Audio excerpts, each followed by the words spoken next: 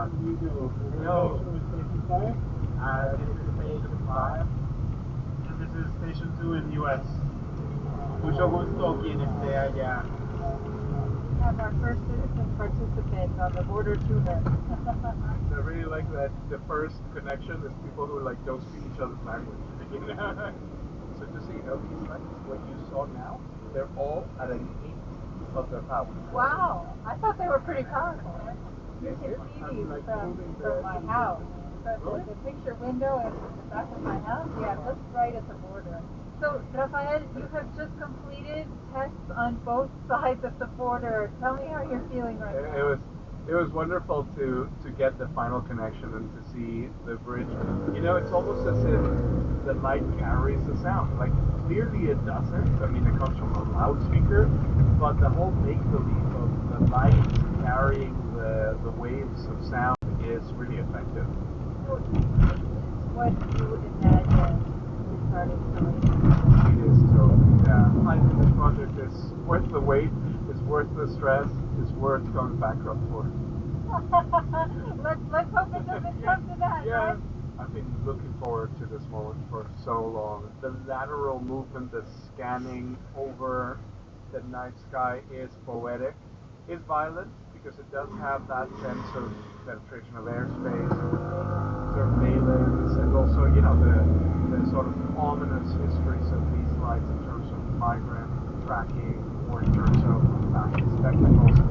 I hope everybody who takes the light has this sense of connection, of belonging, of amplification, and that their voice is visible. Okay, muchas gracias. Congratulations. Hey, thank you. So happy. Yeah, you should be. You're going to make a lot of people happy, I think.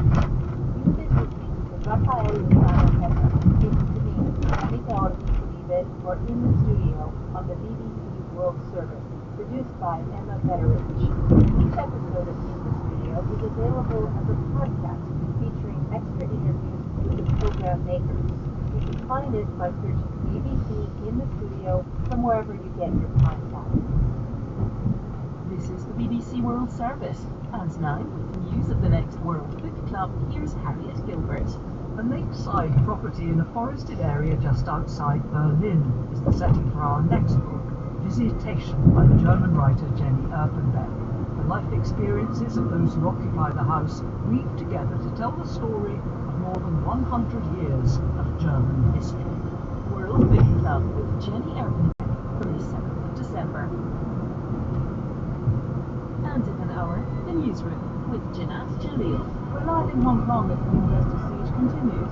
Europe is said to be in danger of creating a lost generation of young refugees, fled war and persecution. And at the age of 22, Kylie Jenner has just sold part of her cosmetics company for $6 million. This is the BBC World Service, the world's radio station.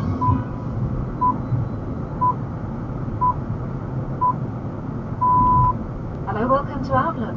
Police officer Grant Edwards was once Australia's strongest man, breaking records, pulling trains and planes with his bare hands. It's actually formed my identity, if you like. I'm not remembered for really anything else other than I always get introduced as, oh, this is Grant, he's the guy that pulls stuff. And you can see the perplexed look on people's faces until I sort of clarify what it is that people that are introducing me mean me. But his day job was traumatising. He was posted to Afghanistan dealing with child sexual abuse, and he realised he would need to find a different kind of strength. I'd broken out in rash, in hives. I'd started to suffer gastroesophageal issues with the stomach, with heartburn, couldn't eat. I was riddled with inflammation. I couldn't open a door. And here I am, I'm thinking, I've been the strongest guy in Australia, I can't even pick up a cup of coffee and have to do it with two hands. The strong man faces post-traumatic stress. Grant Edwards on Outlook after the international news. Hello, I'm Danielle Yarowiecka with the BBC News. 2 Western hostages held by Taliban militants for more than 3 years have been freed as part of a prisoner exchange agreed with the Afghan government. The release of an American, Kevin King, and an Australian came after the Taliban confirmed that 3 of its senior commanders had landed in Qatar. Shoaib Sharifi in Kabul has this assessment. The swap includes Anas Haqqani, a leading figure and fundraiser in the Haqqani militant group and 2 other senior commanders. Afghan President Ashraf Ghani has called this a tough but important decision. It really is indeed a good gesture from both sides, and it's hoped that the immediate impact of this deal will be a reduction in violence and hopefully leading to resumption of peace talks, including the Taliban accepting the Afghan government to sit on the negotiation table with them face to face. The Lebanese parliament has been forced to postpone a debate on a controversial amnesty law, which critics say could have allowed corrupt officials to evade justice. Anti-government protesters are hailing this as a victory. Sebastian Usher reports from Beirut. Protesters in Beirut have been determined to stop the parliamentary session going ahead. They blocked roads from early in the morning, while the security forces have been mobilised in strength. The two sides have been facing off against each other at various points around the centre of the capital. Lines of women have again stood in front of the police as a kind of buffer zone. Rumours have gone round that MPs have tried to get inside ambulances, while at least one tried by motorbike, but only a handful appear to have made it, and the session has now been cancelled. The UN says reports from Iran suggest that dozens of people may have been killed in days of protests that were sparked by a sharp rise in petrol prices.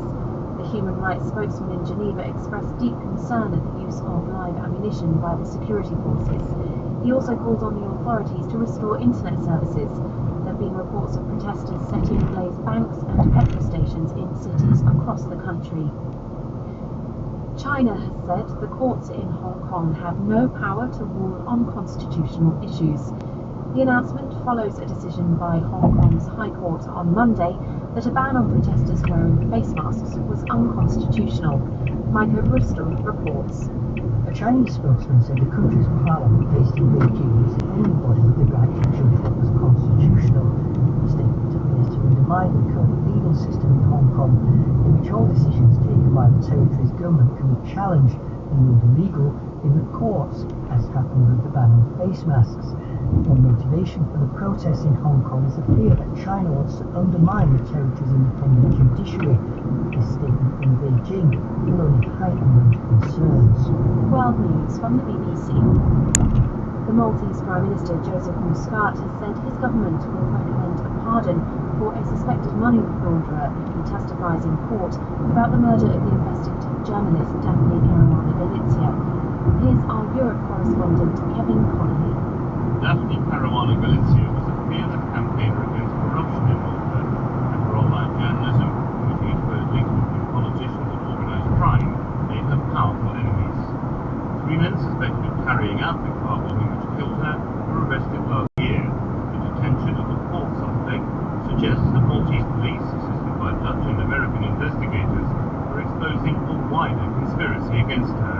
Police sources have suggested that the suspect was a middleman, the go-between who connected the killers to whoever ordered the murder of Daphne Caruana Galizia. The French military says 24 suspected militants have been killed in Burkina Faso and Mali as part of a 2-week-long operation with armies in the region. 1,400 soldiers were deployed to the border area between Mali, Niger and Burkina Faso, where there have been frequent jihadist attacks. German prosecutors say special forces in Berlin have arrested a radical Islamist suspected of plotting to blow up as many people as possible. They said he had in recent months bought the chemicals needed to make an unstable explosive that takes a long time to prepare. Prosecutors said the suspect had also sought information in internet chat rooms on how to make bombs. India's upper house of parliament is reviewing the new uniform for its marshals after the outfits were criticised for looking too military. The new design, complete with gold epaulettes and brass buttons, quickly drew a laugh from MPs and military officials. Former Indian Army Chief General Bipin Malik tweeted a spot the difference picture of the two outfits side by side, pointing out that copying military uniform is illegal in India.